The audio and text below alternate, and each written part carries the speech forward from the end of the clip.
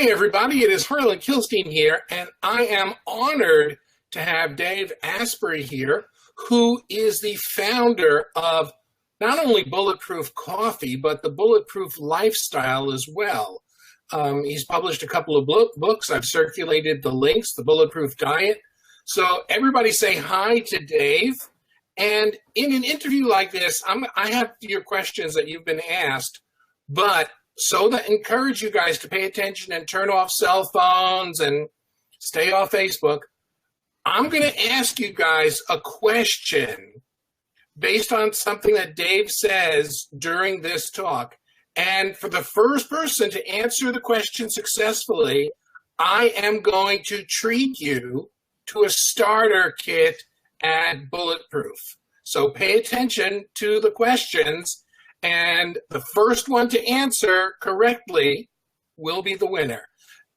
Dave, welcome. Let's get the camera exclusively on you. Now they can't see me; they just see you. Ooh, I'm Dave, Dave, tell us the number one question that I get. The single number one question is, what's the difference between Bulletproof coffee and regular coffee? And then the second one, just as big, is, okay, what's the difference between, Harlan, you talk about brain octane oil, what's the difference between that, MCT, XCT, coconut oil, and you go. And, all right. And particularly for my buddies in Australia who can't get brain octane, what are they supposed to do? Oh, absolutely. There's brain octane in Australia. There's lots of bulletproof people in Australia. There are distributors there, which is kind of cool. So you can get good stuff. Well, let's talk about what is bulletproof coffee. So bulletproof coffee is a registered, trademark, very scientifically designed recipe for coffee. And it requires 3 things in order to work the way it's supposed to work. The number one thing that's required is you got to have coffee that isn't going to cause a blood sugar crash and jitter and the crash that happens sometimes a couple hours after you drink a cup of normal coffee. So the bulletproof coffee beans are processed differently as green coffee to remove a toxin that is well documented to cause problems in your mitochondria. Mitochondria are the energy production parts of your cells. And some of the things that happen during coffee fermentation can limit or can basically cause problems with this part of your system. Most Western countries have government limits in place for one of these toxins that are in coffee. The US has no standards. So coffee that's illegal to sell in China, Japan, or Europe gets sent here because it's higher in these toxins. Then we drink it, and then an hour or two later, we get a sugar craving and we get a crash. We feel like we need another cup of coffee, and we get like anxiety from it. So bulletproof coffee beans don't do that. So number one, the coffee is different. Number two, you use grass-fed butter instead of using milk or even heavy cream in your coffee. And the reason you do this is that the protein that's present in milk or the membrane that's present in cream will take away some of the polyphenol antioxidant benefits that are present in coffee. So coffee is a superfood. It has some very important optical signaling compounds in it, the same things that are in chocolate or red wine or green tea and things like that. But when you put milk in them, you don't get it. So Dave, all of the people who say bulletproof coffee, just add heavy whipped cream, it's the same? It's not the same. Heavy whipping cream doesn't work. And here's what's going on there. When you blend butter, or the bulletproof ghee is something that we manufacture specifically for this purpose. When you blend that into the coffee, according to Dr. Gerald Pollack, who wrote a book called The Fourth Phase of Water and is on staff at the University of Washington, and one of the preeminent researchers in the biochemistry of water. He's the chief editor of the journal called Water. And what happens when you use ghee or we believe brain octane, we're in the middle of doing lab testing on that stuff, but certainly ghee, but not milk, is it changes the water to be the same type of water that's used inside your cells when you're doing protein folding. So this is cutting edge biochemistry stuff. This is why the Tibetans living at 18,000 feet blend ghee into their yak butter their yak butter tea that they use. That was the original idea for this. What's going on here is when you eat food, including fat, your body takes ketones or takes sugar and it uses that to make infrared light, which is also known as heat. This is why your body's warm. The heat changes water structure so that the water can be used for protein folding. It makes something called an exclusion zone. When you put butter or ghee in your coffee, it works. When you put cream in your coffee, it tastes delicious, but it doesn't work. So sorry guys, cream is delicious, but you're not going to get the mitochondrial benefits that come from blending this. I would love to tell you put cream in your coffee. It just doesn't work. On top of that, the final ingredient in Bulletproof coffee that changes everything is brain octane oil. And this is brain octane oil I'm holding in front of me right now. You can pick it up at bulletproof.com. It's available at Whole Foods. We got it here too. Nice. Here we go. The reason brain octane is cool, brain octane raises ketones. It's actually exogenous ketones in a very safe form. So your body takes the stuff and metabolizes directly into ketones, even if you've been eating carbs. So you can get, in fact, I've tested my own blood this way. I can have like a pound of sushi, like nigiri sushi with white rice for dinner, like a lot of carbs. The next morning, my blood ketones, if I stick my finger, are low. They're 0.1 or 0. I can drink a Bulletproof coffee with brain octane and I'll be at 0.5 or 0.6 a half hour later. This is really cool because 0.5 is the magic number where ketosis starts to kick in and make a difference. And now, I am the one who put MCT oil in the public consciousness when I wrote the Bulletproof Diet. But here's the deal with MCT oil. I used to use MCT oil 8 years ago. There's 2 big issues, actually 3 big issues, 4 big issues, whatever, with MCT oil. And that has led me to create brain octane. The first one is something called disaster pants. And when you use MCT oil, it triggers a strong pooping response, and you sort of fill your pants, for lack of a better word. The second problem with MCT oil is that MCT oil does not raise blood ketones the way brain octane does. It raises it somewhere between a quarter to even less than a quarter as much as brain octane. So brain octane has much less gastric problem, and it doesn't have the digestive problems that come from MCT oil. So you get more ketones per energy unit taken in, and you don't get the gastric distress. What happened after I popularized MCT oil is unscrupulous companies looked at old chemistry manuals and said, oh, look, there's 4 kinds of things you can legally call MCT oil. And what they did is they said, great, we'll take the cheapest MCT oil, which is called lauric acid, which is about 50% of what's in coconut oil. Lauric acid is so abundant that the coconut oil and palm oil industries sell it to fracking companies to use for fracking. Like, it is not a high expense product. But these companies are like, I can legally sell it to you as MCT oil, and I will. Unfortunately, lauric acid does not actually work. It doesn't raise ketones at all compared to any other fat. So it's technically a long chain fat, or it's biologically a long chain fat, but technically they can market that it is that. So when you get MCT oil at the store, what you're getting is 4 different kinds of oil mixed. There's quite often a predominance of the cheap oil. It's usually made overseas. It's almost always made with palm oil, which kills orangutans and contributes to environmental destruction.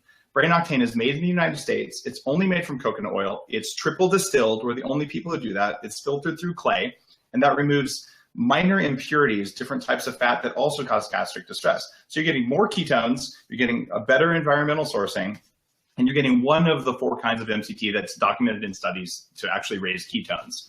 So I just got to tell you, you're probably getting a half or less than half as many ketones from MCT oil, and you're probably getting screwed by companies who are trying to sell you stuff that isn't an MCT that's labeled as an MCT legally. That's the difference. Long answer. The short answer is you get more ketones and you don't get the gastric distress when you use brain octane, and you're helping the environment. One of the things that a lot of people go through, as a matter of fact, I chatted with you once and talked about it, are all of the companies selling the ketone products. They're in our group almost on a daily basis, spamming, selling. MLMers, yeah. And these ketone products, do they work? Are they okay? Will they help you lose weight? Or is there something possibly wrong with them? All right. This is going to piss some people off. But let me just give you guys the God's honest truth about this stuff. 4 years ago, I synthesized these things in the labs at Bulletproof and sampled ketone esters and sampled ketone salts. and went so far as to formulate a bulletproof brand of keto salts, they're called. And I could have made millions of dollars selling these. I chose not to put these on the market because there are legitimate safety concerns for regular long-term use. These come from a guy named Dr. Veach, who's been on Bulletproof Radio. You can listen to the episode if you want. And Dr. Veach actually studied with Hans Krebs. You've heard of the Krebs cycle, where we understand how ATP works in our cells. This is the guy who did the work, 40 years of ketone research. And Dr. Veach says, look, when you take a ketone salt, the ketone salts metabolize. Half of them are bioidentical and half of them are mirror image molecules. The mirror image molecules, according to Dr. Veach, cause mitochondrial harm. We also have no evidence. We don't know where they go inside your body. So yes, you can take a ketone salt and it will raise your blood ketone levels higher than brain octane, although brain octane raises them high enough. But brain octane only makes bioidentical ketones. The ketone salts make things that we don't know anything about, and a leading researcher says may be dangerous. That said, if I had cancer, would I try ketone salts for a few months? I probably would. Would I use them regularly? No, I wouldn't, and I don't, because of the bioidentical problem. We're talking about living a very long time. We're talking about performing really, really well. I don't think that putting in 50% bioidentical and 50% basically foreign molecules into the body to get your ketones up makes any sense whatsoever, given that you can put an oil in that makes 100% bioidentical exogenous ketones. That's what brain octane is. So I pulled the product before we launched it. It was really tasty. I would tell you I have the best tasting ketone salt on the market. I'm just not going to sell it to you because it's not a good idea. We don't know what happens to those things. So until we get a bioidentical form out there, I'm really concerned about this. Okay. Question I see popping up in the feeds is, Dave, how many cups of Bulletproof a day do you drink? What do you recommend? I'm on cup number 2 here. It's still in the afternoon. I've barely eaten anything today. So, it's funny. You use the same Bodum double-walled borosilicate glasses that I do. And there's a little hack there. Those glasses, it's like a wine glass, makes wine taste better when it's a good wine glass. Coffee and tea taste better when you use laboratory glassware. And there's chemistry behind that. So you're using exactly the right glass to drink your Bulletproof. Well, there you go. I have... Coffee geek over here. Right. I had exactly that glass, that size glass of Bulletproof coffee this morning with about 2 tablespoons of brain octane in it. And I do that every morning. And it absolutely has changed the game for me in ways that people who drink Bulletproof coffee know about. You feel like yourself, you don't care about food. And then when it's time for lunch, a couple different things will happen. Number one, I always have brain octane with every meal. So I pour brain octane on my lunch. So if I'm going to eat lunch today, I'll probably end up having a big salad. It'll be mostly vegetables, not lettuce, like chopped up celery and fennel and things like that.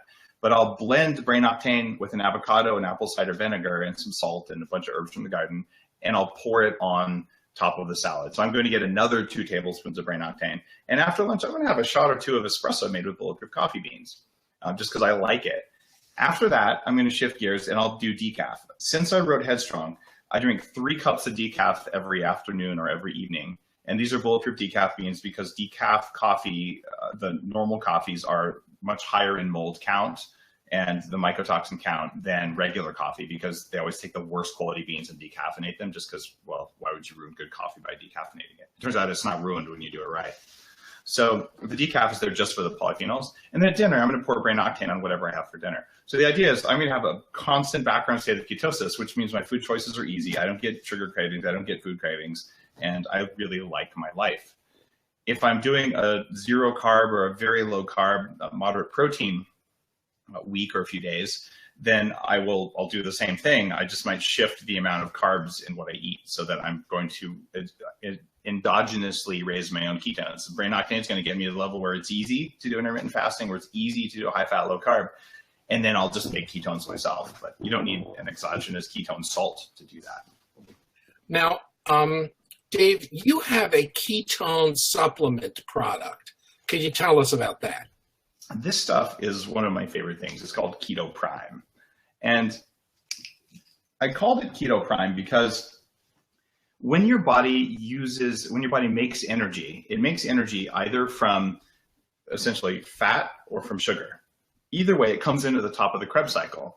And in order to properly run through the Krebs cycle, you have to have this molecule present. It's called keto acid. It's the last step of the Krebs cycle before your body can use ketones for energy.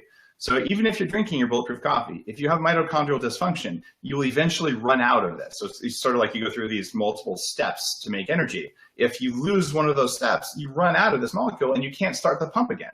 So Keto Prime lets you reestablish that molecule. So you suck on one of these lozenges under your tongue, or maybe 2 or 3. You do it before you work out. You can do it at very high altitude, and you're, wow, why do I feel like I'm not at high altitude? Anytime your brain just doesn't feel like it's right, or you want a boost of energy, it allows your mitochondria to use the ketones present in your body to make energy more effectively. And you feel it. It's like a kick to the head in a good way. So it's a powerful ketone, but it's not beta-hydroxybutyrate, which is what brain octane turns into, or what the salts are made of when you add some other minerals and stuff. It's a rare form of ketone.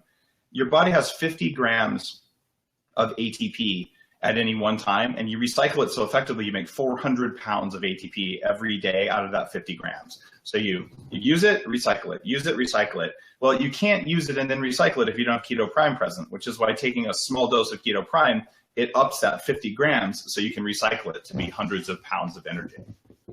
Victoria, there is no caffeine in those lozenges. It is just ketogenic acid and a little bit of B12 to help catalyze your mitochondrial function. Okay. Kim, who's my partner in crime and completely keto, says, I'm totally with you on cream blocking the coffee polyphenols, but how do they have a negative, do they have a negative effect or blocking effect on anything in the brain octane? She has a dessert in mind. Oh, absolutely not. Brain octane will still go to ketones if you mix it with cream. So I sometimes will do a dessert where I might take brain octane and either butter or cream. And a lot of people actually get like throat slime from cream that they don't get from butter or from ghee. But you can blend these together, and we make something called collagen gelatin, where this is a mix of like the kind of gelatin that you would use for cooking, but it has twice as much protein per gelling unit. So you get a little bit more of the collagen protein than you normally would. So I'll use collagen gelatin, and then I'll sometimes put in like duck egg yolks or just regular egg yolks, raw egg yolks. You've got cream, egg yolks, and or butter and brain octane blended. And as a base, you can add the bulletproof chocolate powder. We have a cacao. It's basically chocolate fat. It's really delicious. You can add cinnamon, you got vanilla, you can add whatever flavors you like. And this can become a pudding, which is amazing if you just put it in the fridge, or you toss in your ice cream maker. And that's the short version of Get Some Ice Cream, which is a really famous keto recipe I came up with in my very first book on fertility.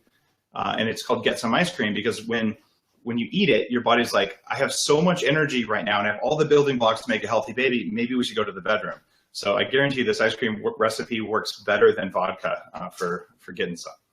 So I made that recipe. I could not get it smooth enough, Dave. What did I do wrong? Well, if you couldn't get it smooth enough, there's the most likely thing is you might not have had enough brain octane, because brain octane has really cool thermal characteristics. It's a very short chain. It's the second shortest chain of the medium chain fats. So it has a really nice creaming effect.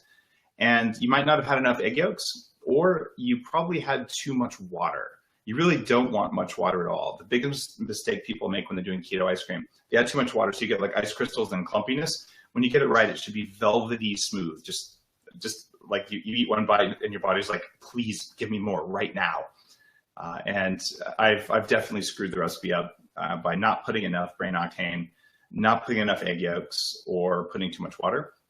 You could also consider sunflower lecithin or non-GMO soy lecithin, which has some risks, but you're not talking about that much of it. It's a really nice emulsifier. So when you blend it, you blend all these ingredients together before you put them in the ice cream maker. Sometimes that'll really help if you're having a hard time getting creaminess.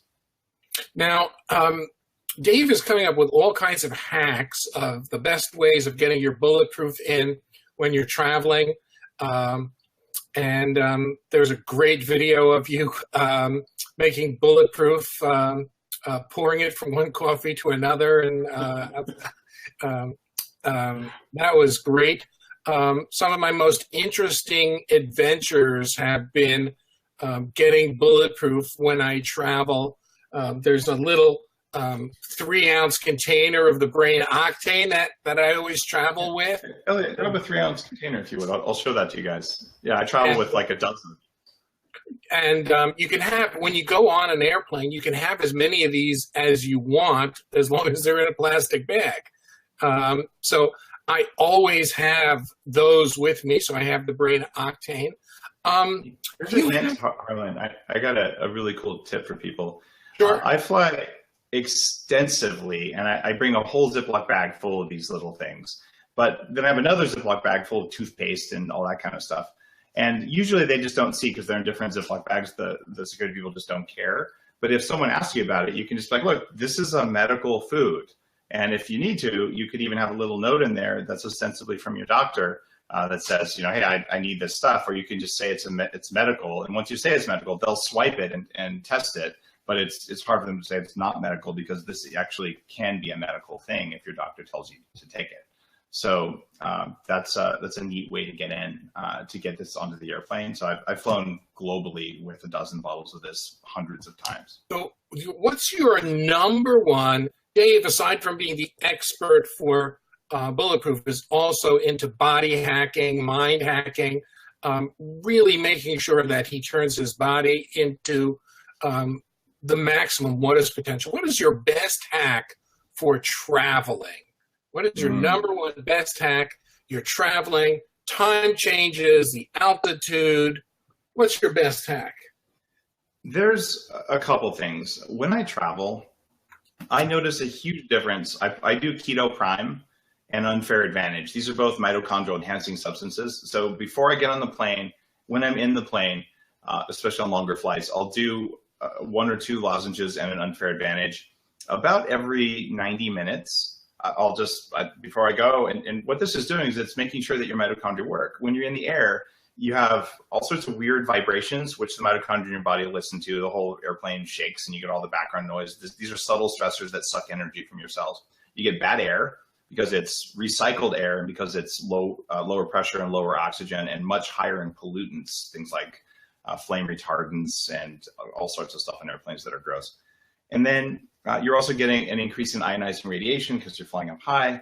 And generally speaking, it's just bad for you to fly, not to mention the circadian stress. So backing up your mitochondria with better energy production will make you feel really good. And Tara from my team just posted some other ways to hack your flight. And right. Dave has a couple of team members who are posting comments in here. That's really good stuff. Go through them later, go through all of the articles.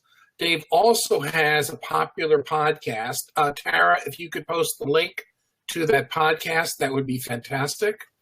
And the good folks at Bulletproof have actually put together a starter kit for you guys.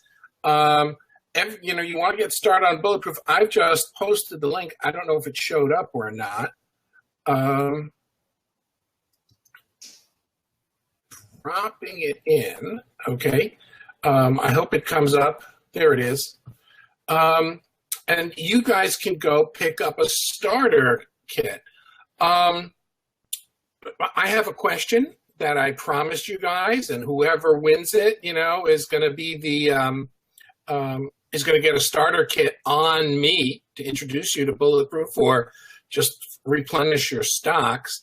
So the question is, what is the disadvantage of using regular coffee instead of Bulletproof? And I'm watching the comments come in. And Dave can see them too. I can see some of them anyway from this interface. What is the number one reason why you want to use Bulletproof instead of the regular? Ooh, we got a split second, and that is Marlis Adams is our winner with mold. Marlis Adams, would you private message me, and I'll get your address. Thank you so much for playing. So Dave, I know you are on a tight schedule, and we have you get to say something for last words. I want to get you out of here on time. This is a group dedicated to the keto lifestyle. From our standpoint, Bulletproof makes keto so much simpler by getting your healthy fats in so easily. Any thoughts on the keto lifestyle and Bulletproof? You guys are leading the charge here. When our cells have enough energy, we're actually nicer human beings. When there's a constant craving for sugar in every cell of your body, some percentage of your energy goes into this like kind of buzzing, angry, like where am I going to get my next meal? Give me that croissant. And it makes you mean to people around you when your blood sugar crashes. When you understand the power of a keto lifestyle, all of a sudden you have more energy. And when you have more energy, we're actually wired to be nice to each other. So when you do this, it gives you more control over your own biology. It helps you make better decisions. And you actually be nicer to your spouse and your coworkers and the people who cut you off in traffic and everything else. So I just have to say thanks, because I think the world's a better place when people have ketones running in their bloodstream. You don't have to be in ketosis all the time to do this. You know, if you have some carbs or, you know, every couple of weeks you do something else, you're still a good person. But if you primarily have ketones present, at least some of them, most of the time, you're going to like your life and people are going to like you better too. So thanks for doing it. Thanks for telling other people about it. I think this really matters. Dave, I want to thank your team. They have been wonderful in helping set this up and being in the background in here and making this run smoothly. So guys, thank you so much. Tara, who's on his team, has listed where you can find Bulletproof Radio and Dave's YouTube stuff. It will open up your eyes as to what's possible. And Tara, one last thing. Would you publish the name of Dave's books, please? Okay? Would you publish the names and you guys go after them? Dave, thanks. It's an honor to have you, and thousands of people are going to see this in the days to come. So thank you so much for joining us. Thanks for having me on. Thanks for just tirelessly helping people understand what's possible for them with a keto lifestyle. Keep doing what you're doing. I am grateful for it. Take care, everybody. Bye.